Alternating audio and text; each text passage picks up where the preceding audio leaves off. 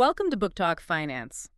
Today, we're going back, way back actually, to ancient Babylon to look at some surprisingly timeless money advice. We are indeed. We're talking about George S. Clason's classic, The Richest Man in Babylon. Right, a book that's, well, it's lasted, hasn't it? Written way back in the 1920s. It really has. And what makes it stick, I think, is the format.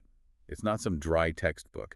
Clason uses these really engaging stories, parables set in Babylon. Yeah, keeps it interesting. And Babylon itself, kind of the cradle of finance in some ways, right? Absolutely. A lot of the basic financial ideas we still use today sort of have roots there.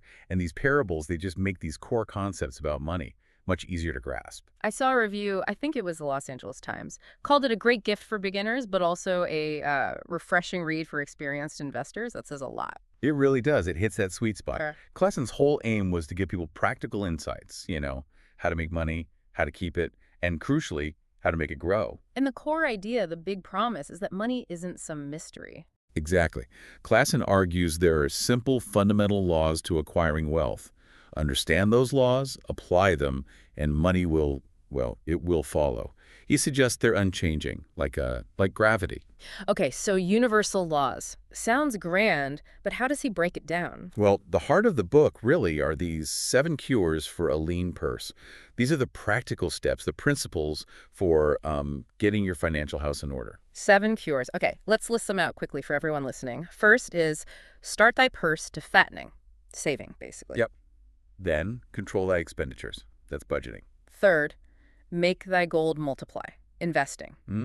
Fourth, guard thy treasures from loss. Protecting those investments. Fifth one is make of thy dwelling a profitable investment. Thinking about home ownership. Sixth, ensure a future income. Planning for the long haul, retirement, that sort of thing. And finally, number 7, increase thy ability to earn. Keep learning. Keep growing your skills. Those 7 points are really the pillars of the book's advice. Let's maybe dive into the first one. Start thy purse to fattening. The 10% rule, right. Save at least a tenth of everything you make. Exactly. Clason uses the main character, Arcad, his experience. When Arcad started saving that tenth, he found he didn't really miss it all that much day to day. It's surprising how adaptable we are, isn't it?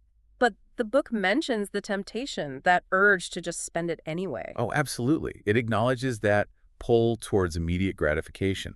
Resisting that, letting the savings actually build up. That's, the first big hurdle in the foundation. Makes sense. Okay, cure 2. Control thy expenditures. Budgeting. A word that makes some people groan. Yeah, it can. But Clason frames it differently. It's not about restriction, really. It's about directing your money purposefully. Purposefully. How so? Well, Arcot has this great analogy. A budget is like a bright light showing you the leaks in your purse, where the money's slipping away, maybe unnecessarily. Ah, okay. Finding the hidden drains. Right. And it counters that resistance by saying, look, you control the budget.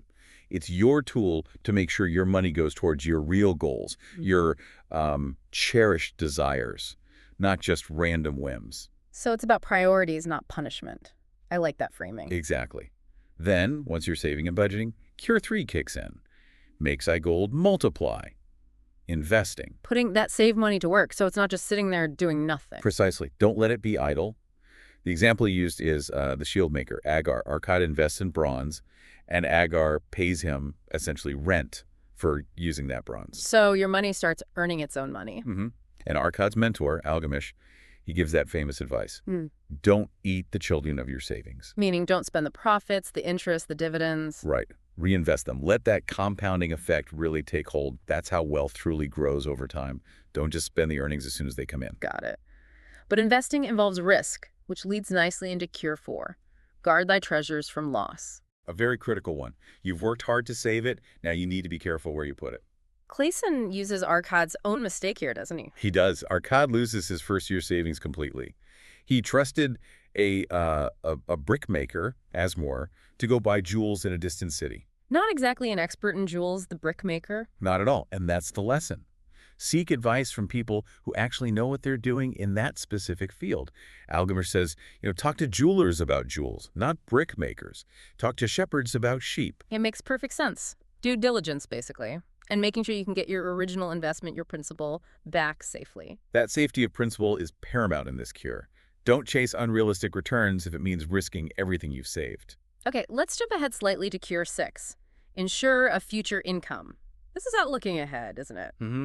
Thinking long term, planning for when you might not be able to earn as much, like in old age or, well, planning for your family's future. The book talks about making small, regular payments now for security later. Yeah, setting aside provisions. And what's really interesting is Arcot has this idea, sort of ahead of its time, about pooling resources. Like many people pay in a little, and then if someone passes away, their family gets support. Wow, that sounds a lot like modern insurance. It's a clear foreshadowing of it. It shows that foresight, that need to plan for life's uncertainties and ensure income continues down the line. Looking at all these cures, there's a common thread of needing to, well, learn this stuff and then actually do it. Absolutely. Action is key. Hmm. Arcot himself realized he needed to learn how to build wealth. He made it his task, his focus. It wasn't just going to happen by itself. And the book connects this to luck, doesn't it? Saying opportunity favors the prepared. Yes. Good luck, as the book calls it, tends to find those who've put in the work, gained the knowledge, and are ready to seize an opportunity when it appears. Procrastination is the enemy. Like that story of the merchant who hesitated. Right. He waited too long on a potentially great deal, overthinking it, and someone else snapped it up. Action, timely action, is vital. There's also that question the book raises, is there enough wealth for everyone? Can everyone actually get rich using these principles? Yeah, and Arcot's answer is quite insightful. He argues wealth isn't a fixed pie that we all fight over. It actually grows. How does it grow? Through effort, through creating value. When someone builds a palace, for instance, they pay wages, buy materials. That activity generates wealth that ripples through the community. So prosperity grows when people exert energy and create things others value. So it's not zero-sum. Wealth creation benefits many. That's the idea. And underpinning all of this, the absolute bedrock principle, the one Arcot learns first and emphasizes most. A part of all you earn is yours to keep. That's the one.